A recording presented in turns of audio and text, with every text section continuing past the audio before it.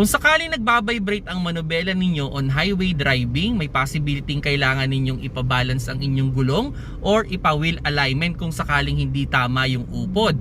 At kung sakaling namang nagbabibrate yan pag kayo ay namimreno, may possibility kailangan ninyong ipa-resurface yung inyong rotor disc o ipa-check ninyo yung brake system ninyo.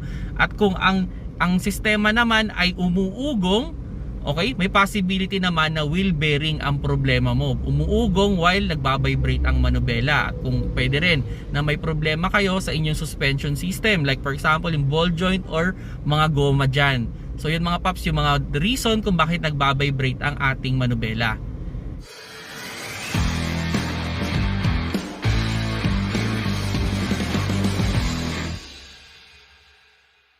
Hello mga paps, I'm Kuya Shane at may na-receive lang akong question na ano daw ba yung mga reason kung bakit nagbabibrate ang manubela on highway driving.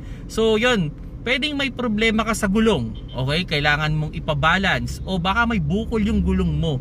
Yung pagbabalance, ito yung nilalagyan ng tingga yung ating gulong, pinaparotate siya, then nilalagyan ng tingga para pumantay.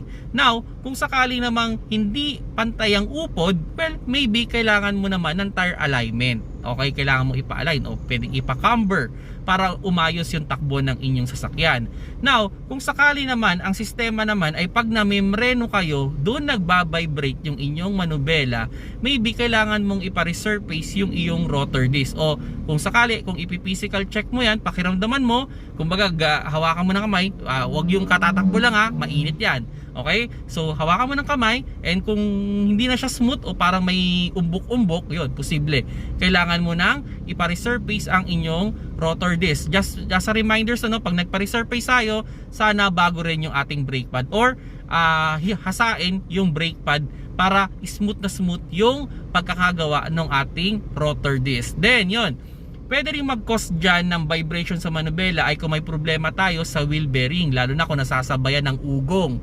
O halimbawa kayo ay nag-highway driving, umuugong, 'di ba? Tapos nagbabibrate yung manubela, posible yan. Then pag diliko mo ng konti, medyo nawawala. Pero pag pinantay mo ulit, doon na nagbabibrate na naman ulit. So yan, posible yan, wheel bearing. Although pwede rin tayo may problema sa ating mga suspension system natin, like yung pwedeng may problema tayo sa mga ball joint, sa mga yung mga goma dyan, yung mga bushing, worn out na yung mga bushing, kaya hindi na ganun kaganda o ka-stable yung takbo ng ating sasakyan. So yun mga paps, yung mga pwede nyong i-check kung sakali mang nakaka-experience kayo ng pag-vibrate ng sasakyan. Actually ako minsan na-experience ko na rin yan at ang naging problema talaga sa akin is wheel bearing. At yung isang na-experience ko naman, nagawa ko na na-check ko na lahat, okay naman lahat. All of a sudden, yun pala, hindi ko na-check, mali ko, yung gulong ko pala ay may bukol na. Kaya pala pag highway driving, ayun, nagbabibrate. Oo, so may bukol pala yung aking gulong. So yun mga paps, yung mga pwede nyong i-check kung sakali mang yung inyong sasakyan ay nakaka-experience ng pag-vibrate, especially on highway driving pag tumatakbo kayo ng mabilis. Salamat sa panonood, keep safe mga paps.